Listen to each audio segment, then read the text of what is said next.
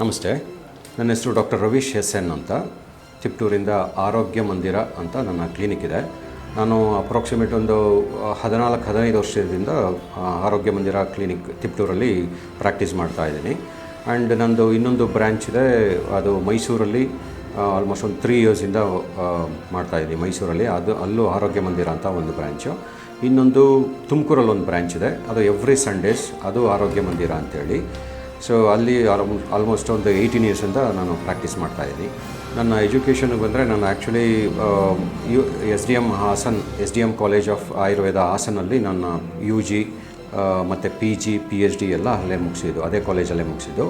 ನಾನು UG 96 ಬ್ಯಾಚಲ್ಲಿ ಮಾಡಿದ್ದೀನಿ. ನಂದು ಪ್ರಿವೆಂಟಿವ್ ಮೆಡಿಸಿನ್ಸ್ ಅಂದರೆ ನಮ್ಮ ಆಯುರ್ವೇದಿಕಲ್ಲಿ ಸ್ವಸ್ಥವೃತ್ತ ಅಂತ ಹೇಳ್ತೀವಿ, ಸ್ವಸ್ಥವೃತ್ತ ವಿಭಾಗದಲ್ಲಿ ನನ್ನ MD ಮಾಡಿದ್ದೀನಿ. ಅದು ನನ್ನ MD ಥೀಸಿಸ್ ಬಂದು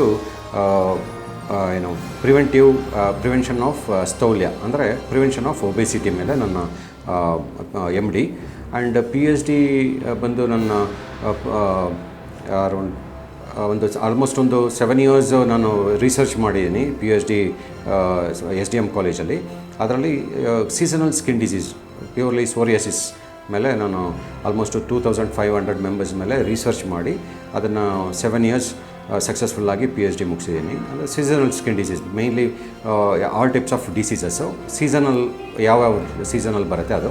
ಈವನ್ ನಮ್ಮ ಕ್ಲಿನಿಕಲ್ಲೂ ಅಷ್ಟೇ, ಆರೋಗ್ಯ ಮಂದಿರದಲ್ಲಿ ಬೇಸಿಕಲಿ ನನ್ನ MD ಮತ್ತು PhDದು ನನ್ನ ಸ್ಟಡೀಸನ್ನ ಇಲ್ಲಿ ಇನ್ವಾಲ್ವ್ ಮಾಡಿಕೊಂಡು ಎಲ್ಲ ಇಂಟರ್ಪ್ರಿಟೇಟ್ ಮಾಡಿಕೊಂಡು ನಾನೆಲ್ಲ ಪೇಷಂಟ್ಸ್ಗಳಿಗೂ ಇದನ್ನು ಟ್ರೀಟ್ಮೆಂಟ್ ಮಾಡ್ತಾಯಿದ್ದೀನಿ.